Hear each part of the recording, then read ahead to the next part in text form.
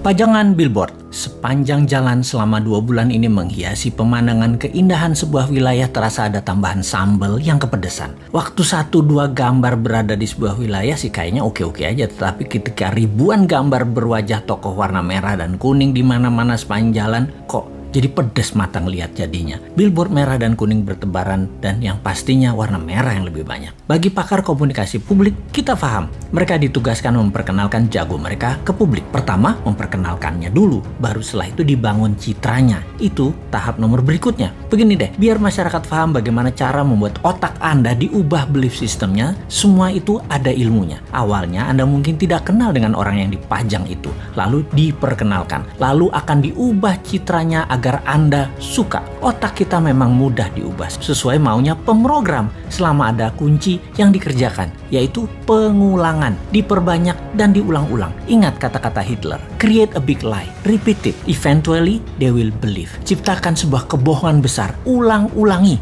pada akhirnya mereka akan percaya. Sekali lagi, kuncinya adalah pengulangan. Jadi semua ini ada rumusnya dan hal ini bisa dipakai di produk sahabat atau di personal branding ketika Anda mau menjual diri Anda, apapun tujuannya. Salah satunya ingin jadi presiden. Rumus dasar promosi changing belief ini ada 4 step, di mana pikiran manusia yang ditarget tadinya akan diubah sesuai tujuan pemrogramnya. Yaitu 1, manusia itu unaware atau tidak kenal di awalnya. Kemudian 2, dia aware, menjadi tahu atau knowingness. Ketiga, likabilitas atau kesukaan.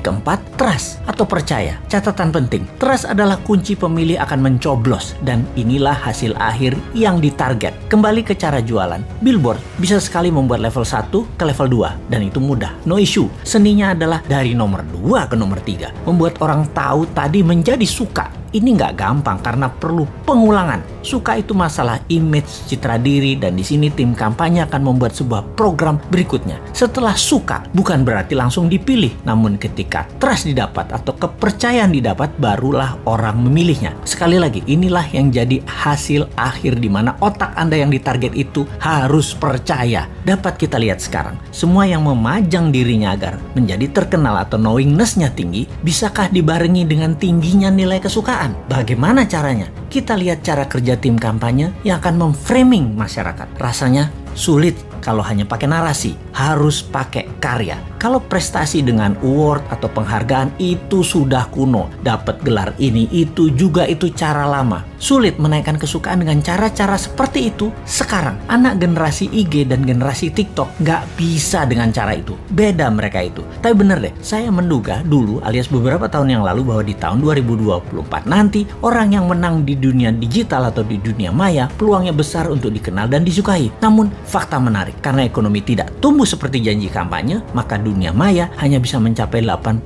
populasi urban atau orang-orang kota dan hanya mencapai 36% di pedesaan atau daerah rural. Alias kalau di total 55% manusia Indonesia ternyata belum terjamah informasi melalui internet dan sosial media. Dalam 5 tahun ke depan dari tahun 2019 ke tahun 2024, kalau ekonomi maju seperti target pejabat negara, maka perkotaan bisa mencapai 100% manusianya terjangkau internet dan 70% daerah rural, area pedesaan dan pelosok bisa mencapai 7%. Tapi hal ini tidak terjadi. Faktanya tidak tercapai. Maka spanduk, baliho, billboard masih jadi pilihan untuk membuat nomor 1 dan 2 dalam strategi pengenalan calon. Tapi 3 tahun itu masih lama. Bahkan orang yang disukai pada saat ini dalam 3 tahun lagi bisa jadi tidak disukai dan bisa saja ada orang baru yang muncul langsung lebih disukai banyak orang. Sahabat semua, di sini kita mengingatkan, bersiaplah dengan pengulangan citra positif para petarung di 2024 yang memang sedang mencari popularisme. Semoga Anda tetap dalam keadaan sadar bernegara yang berdaulat, tidak seperti pemimpin 20 tahun terakhir ini arah bernegaranya